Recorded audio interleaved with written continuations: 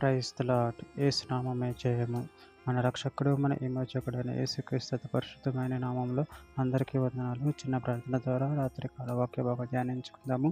పరిశుద్ధుడ, మహాగణుడు అయిన దేవ యేసయ్య, సర్వాధికారినైనా మీకు వేలాది వందనములు, కృతజ్ఞతాస్తుతి స్తుతులు చెల్లించుకుంటున్నాను. దేవ రాత్రికాల సమయంలో ప్రభు వాక్య భాగం ధ్యానిస్తుండగా వాక్య భాగం మాకు అర్థమట్లు సాయం చేసి మీ కృప బలపరచమని చిన్న ప్రార్థన యేసు నామములో అడిగి వేడుకుంటున్నాను తండ్రి. ఆమేన్, ఆమేన్. లూకాసు సువార్త 9వ అధ్యాయం 20వ వచనం. అందుకైనా మీరైతే నేనెవడనని చెప్పుకొనుచున్నారని వారిని అడగగా, పేతురు, నువ్వు దేవుని క్రీస్తువనెను. ఆమేన్. దేవుని వాక్య భాగం దీవించునుగాక. ప్రభునందు ప్రియులారా, ఇక్కడ వాక్య భాగాన్ని గమనించినట్లయితే, అందుకైనా మీరైతే నేనెవడనని చెప్పుకొనుచున్నారని వారిని అడగగా, పేతురు, నువ్వు దేవుని క్రీస్తువనెను. అదేవిధంగా వాక్య భాగంలో గమనించినట్లయితే మత్తయి సువార్త 26వ అధ్యాయం 63వ వచనం. అందుకు ప్రధాన యాజకుడు ఆయనను చూచి, నువ్వు దేవుని కుమారుడవైన క్రీస్తు అయితే ఆ మాట మాతో చెప్పమని జీవం గల దేవుని తోడని నీకు ఆనబెట్టుచున్నానని. అందుకు యేసు, నువ్వన్నట్టే. మత్తయి సువార్త 16వ అధ్యాయం 17వ వచనం.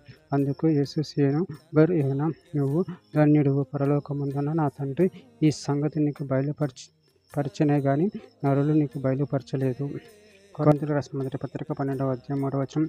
ఎందుచేతన దేవుని ఆత్మ వలన మాట్లాడువాడెవడును యేసు శాపగ్రస్తుడని చెప్పడని, పరిశుద్ధాత్మ వలన తప్ప ఎవడును యేసు ప్రభువు అని చెప్పలేడని నేను మీకు తెలియజేయుచున్నాను.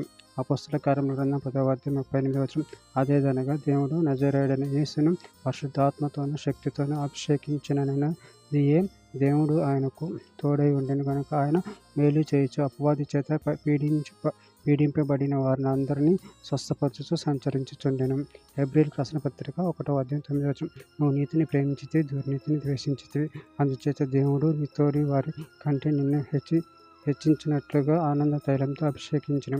యోహాను రాసిన మొదటి పత్రిక 4వ అధ్యాయం 15వ వచనం. యేసు దేవుని కుమారుడని ఎవడు ఒప్పుకొనునో వానిలో దేవుడు నిలిచి ఉన్నాడు, వాడు దేవుని యందు ఉన్నాడు. చివరిగా ఒక మాట, యోహాను సువార్త 17వ అధ్యాయం 3వ వచనం. అద్వితీయ సత్యదేవుడైన నిన్ను నువ్వు పంపిన యేసు క్రీస్తుని ఎరుగుటయే నిత్య జీవము. ఆమేన్. దేవుడి వాక్య భాగం దీవించునుగాక. చిన్న ప్రార్థన చేసుకుందాము. పరిశుద్ధుడ, ప్రేమగల దేవ యేసయ్యా, మీరు ఇచ్చిన వాక్య ధ్యానాన్ని బట్టి ప్రభు మీకు వేలాది వందనములు, కృతజ్ఞతాస్తుతి స్తోత్రములు చెల్లించుకుంటున్నాను తండ్రి.